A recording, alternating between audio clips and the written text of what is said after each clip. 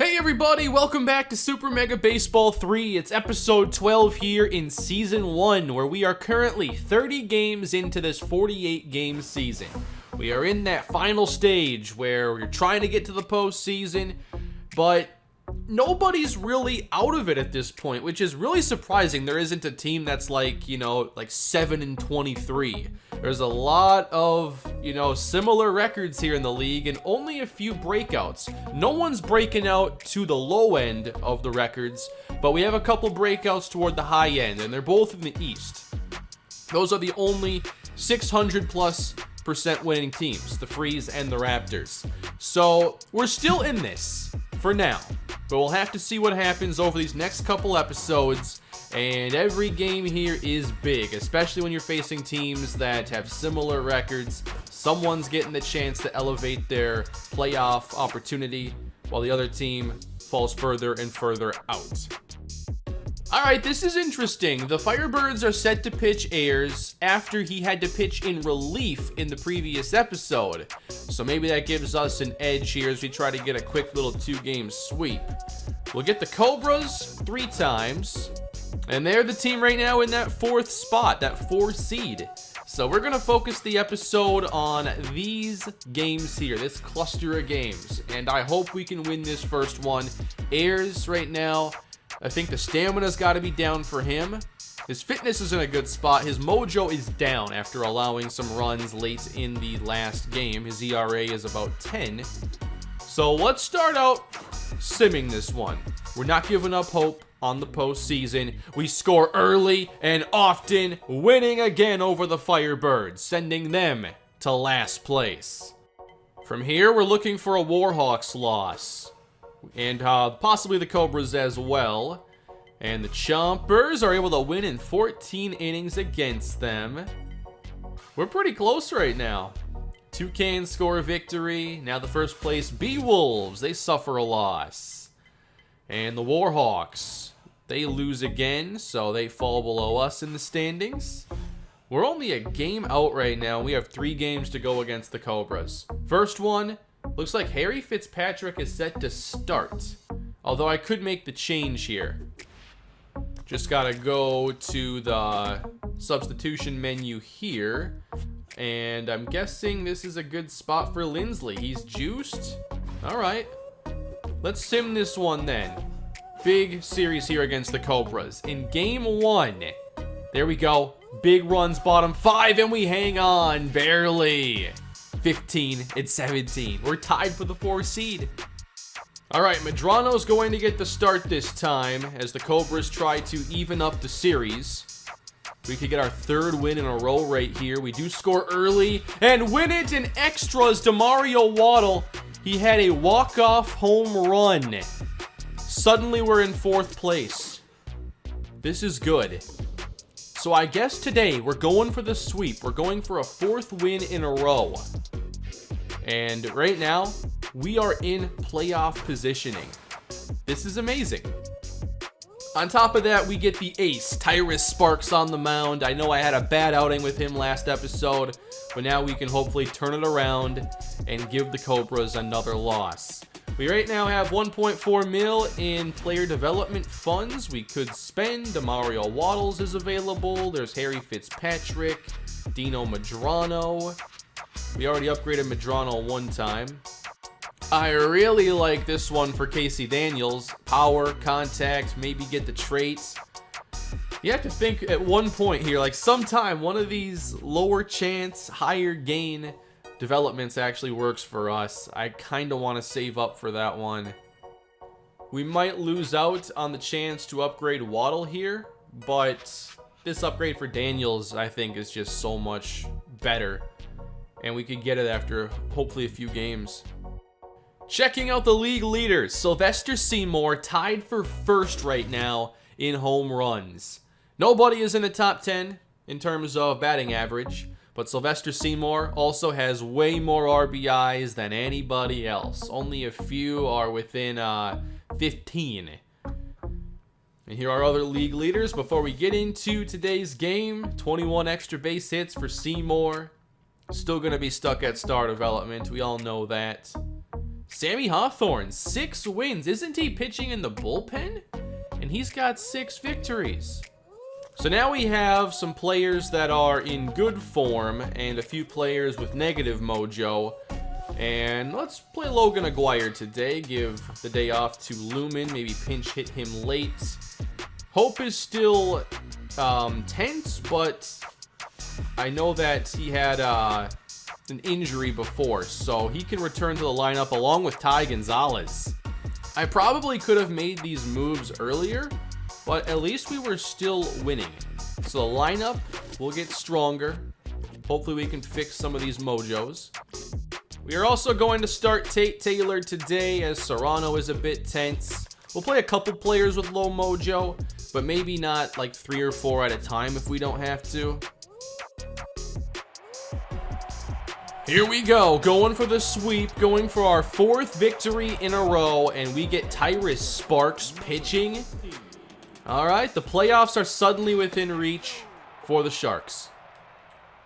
I was not expecting that. I figured at some point we would fall out of the race, and we would need to start looking at, you know, players to develop for the future, and obviously salary saving opportunities. But if we can make the postseason, we're gonna go for it. Oh, what?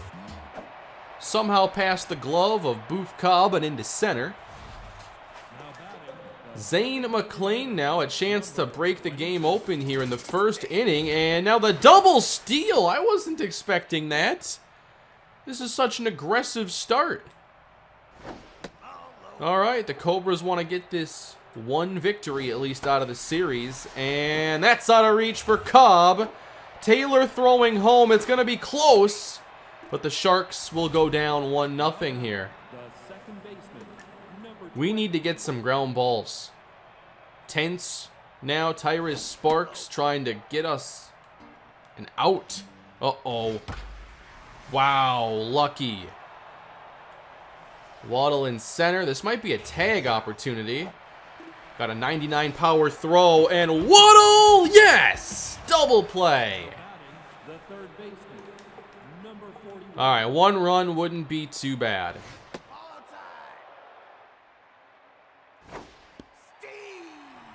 There we go. Good strike over the inside corner. Hope watches it go over his head. It's a fair ball. And I'm trying to change who I'm controlling. It didn't work.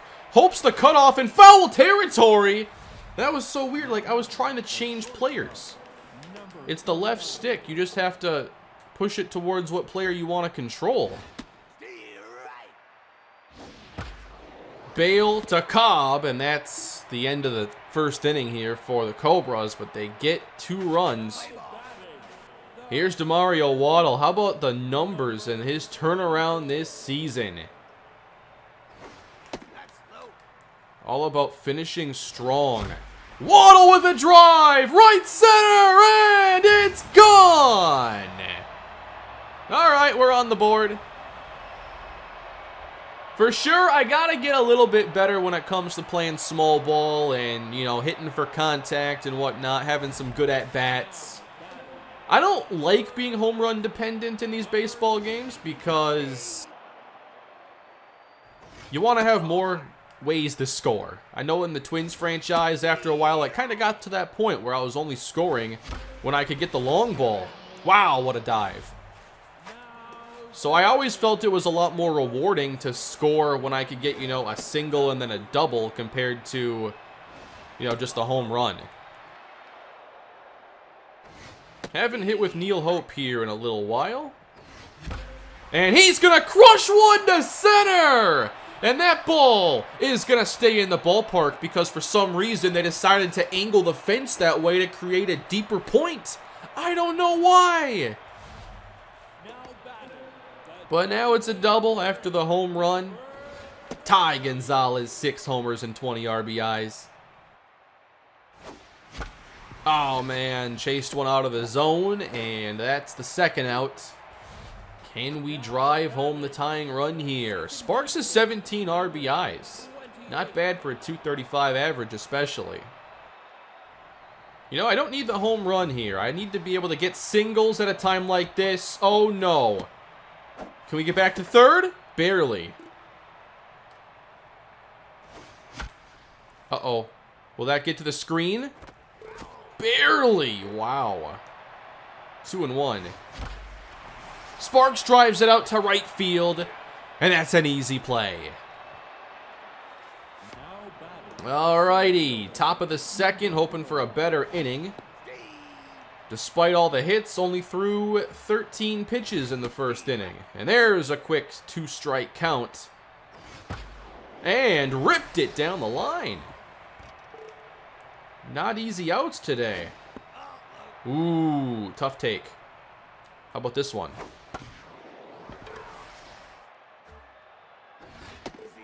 There we go. That was a tough battle, but we get the strikeout looking.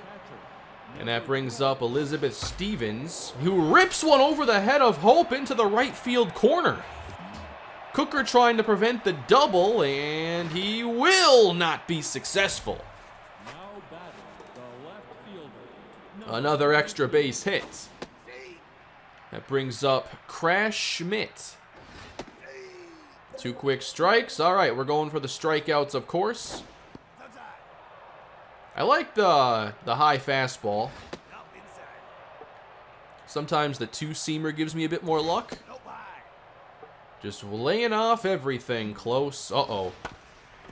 Dribbler over to Ollie Sparks. 2 down. Antonio Mata. All right, got to be careful here. Maybe pitch around him just because of that high contact. Wow, swung at it, and it's a fair ball, stopped by Seymour, but he can't make the play. They're just hitting the ball in perfect spots. And that was a tough pitch, too.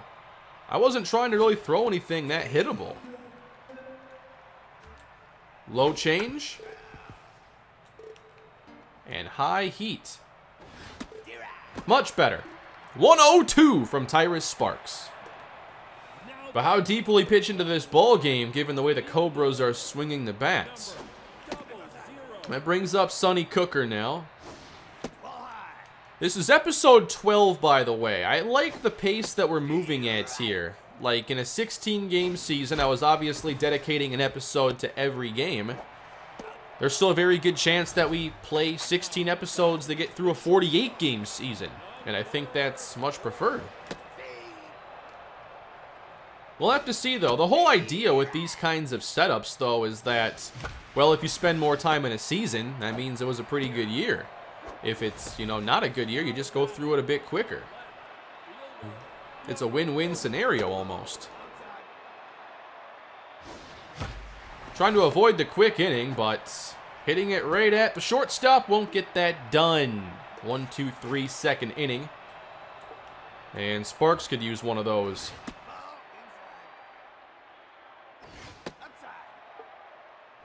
Also, we'll see if I end up hitting another pitcher in this episode. Great play, Sparks. Pretty much every episode I have hit a pitcher and taken them out of the game. Last episode, it was right away, if you stuck around for the second game of the episode. Dribbler to Sparks. Much better. I guess it's mostly happening on contact swings. I guess I'm figuring out how to get line drive contact there. That's a blast to right center. It's gone. The Cobras strike in all 3 innings. That was down and away. I mean, you're not supposed to drive that pitch. Sparks ERA has climbed north of 4 in this game, and now it's going to be going even higher. A towering blast deep into the seats. Wow, Bale's 4th of the season. What do we do with Sparks? This is the second outing where he's just gotten shelled. I guess this curveball on the corner is not so reliable. Maybe got to work a few of these more out of the zone. I'm not about to pull Tyrus Sparks yet. Cobb makes the catch. But maybe if we don't get a 0 in the 4th, that's going to be it. Oh, hey, I have not hit with Logan Aguirre yet. He was the catcher I signed last episode in a salary-saving move. He does have a 375 average, though, on the season. And that apparently hit the ground. Easy play. All right, Waddle. You went yard already. We could use another hit. Whoa! Shattered the bat? That wasn't even inside or anything. How'd I break the bat on that? All right, Seymour. Locked in at the plate. Way inside. Now a 2-0 count. To the great power hitter! And that's going to go to center. Another souvenir. Almost left the yard. 14th homer on the season. He could be your home run champion for this year. The first year of the new Super Mega Cane League. 2 solo shots now for the Sharks in this game. And Neil Hope trying to do some damage. Hope down the line. Just kidding. It's way foul. Trying to go contact swing with 2 down. And that time it stays fair. And Schmidt ends the inning. All right. We need the 0. Up in the zone. Like, if they've hit home runs on this pitch, maybe I gotta start pitching high in the zone and mixing up locations that I don't normally try to attack. I do think, you know, when you get too comfortable with the same pitches, the game kinda, you know, starts to adapt. There we go. Nicely done. Over to Sparks. Easy. But this 3rd out, it was a challenge last inning. Now what's it gonna be? Maybe get a little more elevation on the slider. Just don't miss over the middle, I guess. I don't know. I need more ways to attack hitters. And that's the 1, 2, 3 we were waiting for. All right, let's chip away now. Bottom 4 leading off, Ty Gonzalez. Whoa, I was just a bit late. Ollie Sparks' turn. Sparks lifts it softly into the gap, and that, I guess, is going to be tough to get after, so it's going to be a double. Hit the ball well with Sparks last episode. Now, I think here, you know, I suppose if it's early in the count, maybe I go power swing, but I shouldn't be afraid of going contact here with Cooker to try and maybe get, you know, a run-scoring single. That's not my pitch. Neither is that. So here I want to sit, you know, power. Whoa, no, get back. Gotta go back. Whoa. Well, I mean, I have to play it like he's going to catch the ball. Got lucky there, I guess. You could call it that. I still got out. Boof Cobb. 13 RBIs, no home runs. You want small ball? Boof Cobb is your guy! Base hit center field. Ollie Sparks rounds 3rd. Avalos hits Gilmore, and that's another run. 14 ribbies now for Boof Cobb, who was not even a day 1 starter. Tate Taylor now. I also don't think I've ever laid down a bunt, and sometimes I gotta look to do that. Not here, though. Taylor, a soft line drive to bail. Alrighty, looking for another 0. Let's try the slider here on the outside. Cobb scoops it, throws 1 down. I have not adjusted the ego settings for a few episodes either. Like, I've just been having fun games. We've had blowout wins, blowout losses, close games. You get that variety, and your job is done as far as slider tweaking goes. Haven't seen a fly ball stay in the park for a while, so that's a good change. There we go. Always good to get that first strike on a pitch that is somewhat close. We got to get the strikeout right here. That would really benefit the mojo. How do you hit that so hard? That doesn't even make sense. Inside. Lay it off. Okay, change up low. Got him out in front. All right, bottom 5. A 5-3 ball game now as Logan Aguirre leads off. And we just keep hitting the ball to bail. Not working. Here's Demario Waddle. 8 homers and only 15 RBIs. Doesn't usually have runners on base. That's a drive. Again hit deep to right center. A 2-homer game for Demario Waddle. Fantastic. 9th homer on the season. How about that turnaround? I think I'm still kind of getting used to the idea of, you don't just have like your fastest contact hitter in the leadoff role. So it's like, I see Waddle hitting for power now, and it's like, yeah, I'd like some more, opportunities with runners on base. I mean, Seymour has 14 homers and 44 RBIs. That RBI to home run ratio! This is gonna be a solo shot! Seymour does it again. 2 homers for Waddle, 2 homers for Seymour. We're tied at 5. Oh, man. Got too confident there on that swing. All right, Ty Gonzalez. Suddenly, Waddle has become the more productive power hitter than him, which is kind of strange. So we got 2 for Sparks, keeping him out there. Like to go deep into the ball game here with my aces. So back to what I was saying, though, like, I'm still kind of getting used to, you see players like Mookie Betts who lead off a lot for the Red Sox, and now I think he's going to do it a bit for the Dodgers. But it seems when they face righties, that's when they have Max Muncy hit leadoff, and he's also a really good power hitter. So it's an interesting change for baseball. Of course, more at-bats per game, the higher you bat in the order. And if your whole lineup is constructed around the home run, then you're not really, sacrificing a lot by having more power in the one spot.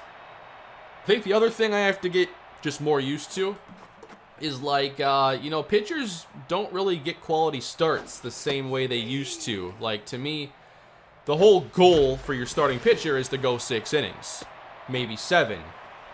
You get an inning of relief out of a setup guy, and then your closer comes out. And that's, how baseball was played more so like 10, 15 years ago. I kind of got out of baseball when the analytics shift started. That's a nice play. So a lot of change happened in the 4 to 5, 6 years that I wasn't really paying attention to the sport. And I've, been watching a lot more baseball, I'd say, for the last 4 years again. So now, I love the idea, of openers. They face the top of the order, and then starter comes in, hopefully faces the middle of the order, and gets 4 or 5 innings, facing the top hitters a little bit less. But what you see often nowadays is pitchers getting pulled really early. And sometimes it's because they're, giving up a ton of runs, and that's always made sense. But I think you just see more and more outings these days where a pitcher only goes, they get like 12 outs and they're done. Like, bullpens are getting so much work nowadays. Anyway, 2 on, 2 down here. A chance to take the lead. Logan Aguirre stopped by Gilmore. And he's out at first. Overall, though, I'd say I really like the shifts that have happened in baseball. And I guess that includes the shift. I think it makes a lot of sense. That's deep to center and way back over the head of Waddle. But still only going to be a single. I know I saw Bryce Harper, I think it was the other day, lay down a bunt against the shift, which, doesn't happen all that often because the best that's going to happen on a bunt is you do get a single, whereas you can still beat the shift with a home run. I think what I would prefer to see is like more players, you know, hitting to all fields, but you know, optimizing for the home run is working. So I'm a Twins fan too, and I know all about the home run after last year. The days of small ball were in the Metrodome. I remember all those teams. They played really good defense, average pitching, but they could score runs without the home run, which is kind of, you know, disappointing because the Metrodome was really I think it was a pretty decent home run hitting ballpark. And growing up, I didn't really see a lot of home runs hit there. Anyway, they put 2 aboard, and the Cobras can't break the tie, so we have another really even game here going bottom 7. Demario Waddle at the plate, 2 homers into this game already. No surprise they're avoiding him here. Garrett misses outside 3 times. He does find the inside, or the outside corner. And then finds the top of the zone. Wow. I was patient there, waiting for him to find the zone, and I think he threw 3 good strikes. Seymour is on fire. Watch out. This is different from a lot of games we've played lately where pitchers were leaving quite early. Like Garrett's allowed 5, 4 homers, and he's still going. Oh, man, I didn't think that was actually a strike. Let's see if we can get something good anyway. That was probably going to be a strike. Fly to center. Now Hope will try to break the tie. He's 1 for 3. And here comes Anna Reed. Now got to be ready for a lot more movement. 22 strikeouts. I wish it would show K per 9. There's plenty of room there to throw that into the mix. But I'm guessing 22 homers or 22 strikeouts here out of the bullpen has to be a pretty good strikeout rate. Especially finding the zone like that. Yep. Strike 3. All right. This is the 4-hitting Brash Gilmore. I'm going to take Sparks out. We're going to go to Luis Velez here. He's in the best form out of our relievers for Mojo. Sparks recovered, gave us some good innings. But now someone's got to break the tie. Boof Cobb makes the play. Colt Jordan. A strike upstairs. Not the best pitch outside. Got it on the dive. Sparks to Hope.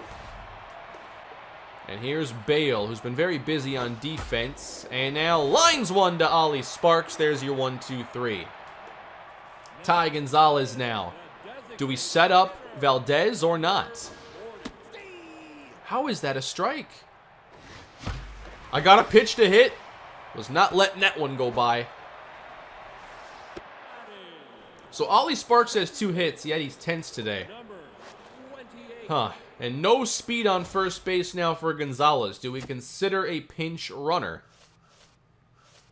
We want to get this run across. All right. We're going to go enter text. You want small ball. I read the comments last episode. You wanted small ball. Well, here you go. I think here I can pinch hit Daniels and then move him to short if needed because his second base defense isn't as good. So Casey now batting righty. We never see this because there just aren't enough lefty pitchers. So a bit more speed now and a better contact hitter at the plate. Daniels! No! All right, 1 down. Sonny Cooker's 0 for 3, but still locked in. Confident despite struggles. Cooker lines out. Go back to first. I'm hitting the ball well. Maybe Boof Cobb is what this offense was missing. All right, we're going to look to steal second here. Maybe a hit and run. Cobb, base hit right field. Mata, nope. That would have been close. 2 on now. And Tate Taylor trying to bring home the go-ahead run. Line drive and right back to Reed, who makes the catch. Inning over. Hey everybody, I'm jumping in here in the post-commentary editing because some of the audio got really messed up here. But here's Velez getting a big strikeout. Line to center. 2 down. Crash Schmidt, 1 for 3, and he's going to the bench because here comes Tanya Luncaster, who has 4 homers, 9 RBIs, and is locked in.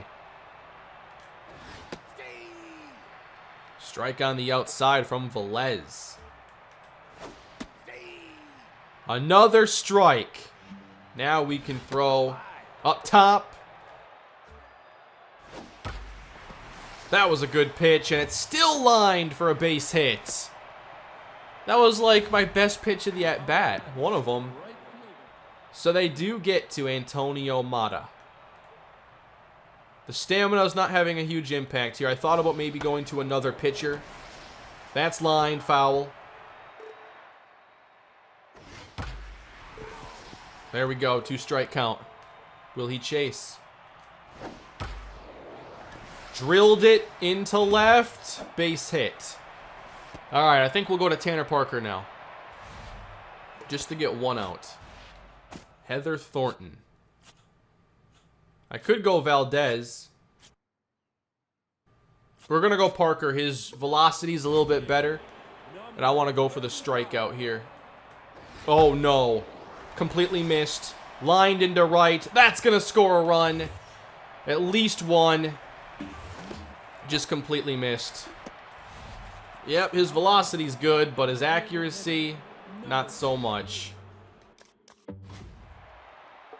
And of course, there is a 3-batter minimum here. Uh-oh. That's going foul at least. On the ground. But we give up 1. Can we get it back? Logan Aguirre, we're probably going to pinch hit for him. What's the accuracy for Valdez? I didn't play that right. If his accuracy is better and there were 2 on, I should have pitched Valdez. We don't want to pinch hit Lumen here. Serrano's ratings are really similar to Aguirre, but he does have more speed. So let's hit with Serrano. On a Reed, looking for the victory. Serrano underneath it. Popped up into shallow center. 1 down. Well, I think that this is the perfect spot for Waddle. I'm glad he's up. We gotta wait for our pitch. Oh, I thought that was it. Thought I could drive it at least. And now we get Seymour. Very good against lefties. Ooh, that was a good pitch. Seymour on the ground. Bale makes the stop, and that is the ball game. Oh, not my best swings there in the 9th, and the Sharks cannot get the sweep. That is a really big one. Reed gets the win, only allowing 2 hits in those 2.1 innings. Yep, little mistakes there. Those little mismanagements. That's what can decide a ball game. I think if I have Valdez in there, I don't miss my spot as bad. I hadn't missed like that all game. So suddenly now it's a tie for 4th place. And we still have a lot of games to go to figure all this out. Next episode, I hope we can get this upgrade for Casey Daniels, but it does have expiration odds. They're not great, but it could happen. We could get unlucky. I think I need another 2-3 games to get the 300K necessary. How much do I get after every game? 83K. So maybe 4. Whoa!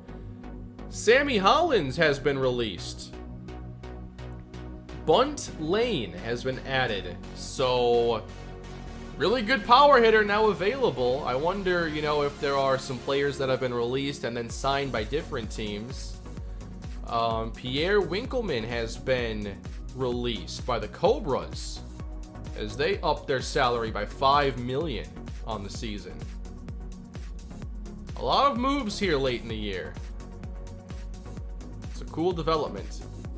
So things right now are just too close, but the Freeze, they're very close to clinching a playoff spot at least. They are 23-12. The Raptors not far behind them. Certainly the Western Conference is going to go down to the wire. Sylvester Seymour does have the most homers and RBIs now on the season. He hit 2 today, but we still can't get the win. Demario Waddle has 32 runs scored, and that's after hitting under 200 for like the first half of the season. For team stats, here's where we are. Waddle's average is up to 261, which is fine. Seymour, 329. Boof Cobb, I mean, it's not really a fluke at this point. He has 89 at-bats. He's hitting 427. I guess he's still not eligible for the league leaders. He must not have the minimum required at-bats because he would have the second best batting average. But if we've played 35 games, he's just under 3 at-bats a game, and maybe that's the threshold you have to reach. Hudson Lumen has the most doubles despite only 76 at-bats. 11 of those at-bats have been converted into doubles. How about triples? Only 1. It's Demario Waddle, who has also walked 14 times. Seymour leads the team in strikeouts and home runs.